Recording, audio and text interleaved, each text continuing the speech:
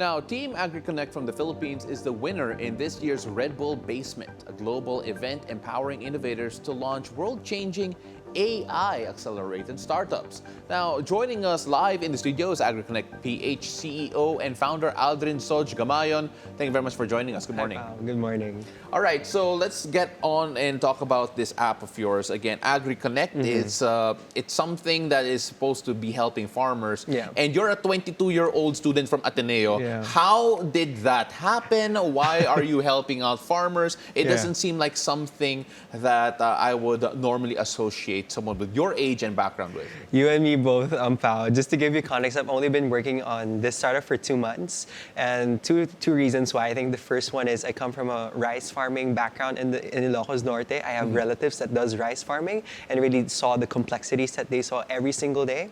And second is really my immersion in Singapore. So earlier this year, I went to Singapore and I interned for a startup that helped shrimp farmers manage the risk of disease testing in Vietnam.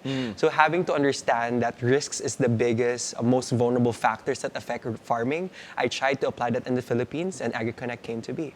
So this is very data-driven. It's obviously Yeah. because it's AI. Yeah, correct. It's such a modern technology compared to what we see here in the Philippines, where a lot of it's still For very sure. traditional. For So sure. how do you connect the two of them? How do you work with the data? Just what makes this app tick and make it special? Yeah, so definitely. I think I did acknowledge that the biggest factor I'm comparing this solution to is basically nothing. So farmers currently just use a lot of their intuition and their visual inspection. Example, I look at this and it manifests with my naked eye that there's already something wrong. Yeah. But then what if I tell you that once it manifests in their naked eye, you can only salvage 40% of its crop value. So, I understand that there are a lot of barriers in terms of technology adoption in the Philippines. So we're trying to work with sensors that are low bandwidth. So even in areas where there are a lot of big Wi-Fi connections, they're still able to transmit enough data. And then the AI, the app itself is going to be straightforward. We're going to use a stoplight mechanism. So even if farmers who aren't too techy, they really understand if it's red, they need to act on it ASAP. Yellow, it's mild. Green, they can continue on as normal. Has this been acted on already from a practical standpoint? Has this been used on the field, literally in the field? Yeah, currently no. This is still an idea concept because the Red Bull Basement Challenge is an innovation concept challenge. So definitely with the support I'll be getting from Silicon Valley, hopefully I can develop that and roll it out within the next 6 to 12 months. Yeah, so you're actually going to be going to Silicon Valley. Yeah. You're going to have a bit of support there. 3-week all expense paid trip to the California Technology Hub. What do you hope to achieve there? Definitely, number one is really rolling it out, actually turning the concept into an actual product. And I guess second is more of the mentorship. I do understand, I do acknowledge that I can't do this alone. And being exposed in the field where there's so many people from different countries who have different ideas and perspectives, I really want to learn from those and try to make the best output I can provide for the Filipino farmers. So some people might be wondering right now, why is there a plushie on the table? And of course, we were talking a bit about it before the show. That is actually what you want to be? Could you explain that? Well, I don't really want to be a unicorn, really. But in the startup world, we have what we call unicorn startups, or companies that have reached more than 1 billion in funding or 1 billion in profit. And I really want to do exactly that. And I guess it's half whale, half unicorn. It's actually the belly of the whale, the bottom half. And the hero's journey, the third part of a hero's journey is you come back after a battle and then you're a different person. Yeah. And this is from Singapore. I did not have any expectations coming from Singapore, but when I came back to the Philippines, I had a new vision, I had a new goal, and that is to build a unicorn startup that really helps not only myself, but also Filipinos. And of course, again, you did mention you do have that farming background. You do mention that it hasn't been rolled out to the field yet. But then, do you have any timeline of when do you expect to actually make this a practical app and actually use it?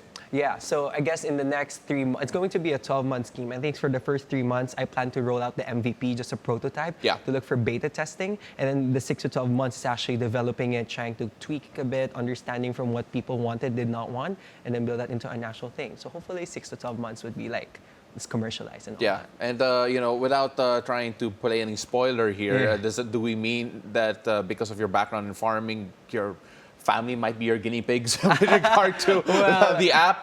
Definitely, I wanna give back to where I came from. So definitely Ilocos Norte in general. My uncles from Dingras in Ilocos Norte. They're the rice granary of Ilocos Norte.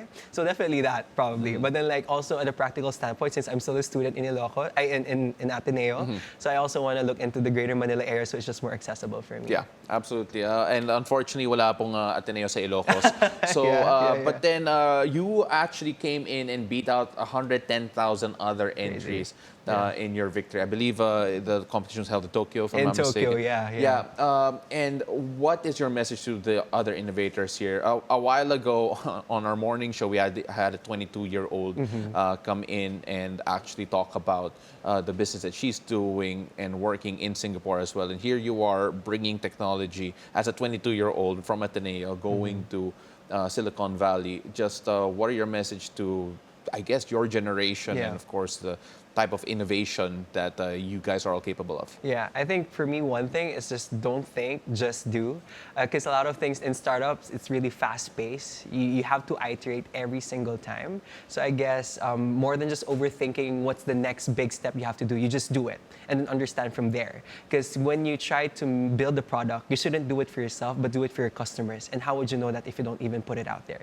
So really that. And then more than that, it's really trying to always go back to your why, your purpose. Like going in Tokyo, I always felt like, oh, it's a competition. Yeah. But then when I thought about it, oh, it's for the Filipino rice farmers. And I have a bigger purpose beyond myself. And that's what I stand for.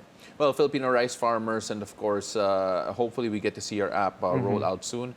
And it's going to be an interesting thing to see you try and put AI into farming, which has been a bit traditional here. Is that the biggest barrier for you? Oh, definitely. I think the adoption will be a barrier. And second is really the connectivity. Yeah. But then definitely I have mentorship there to guide me, partnerships probably, and hope we can make that possible. Make the impossible possible. All right. Well, we're going to hope that you get enough financial backing to get this working. And of course, hopefully you don't run into a lot of hiccups along the way. Solj, really appreciate you. He is the AgriConnect PH CEO and founder, Aldrin Solj Gamayon, a solo innovator, by the way, who I'm sure his team will grow in the future. Maraming salamat. Thank you very much for joining us. Thanks, pal. Thank you.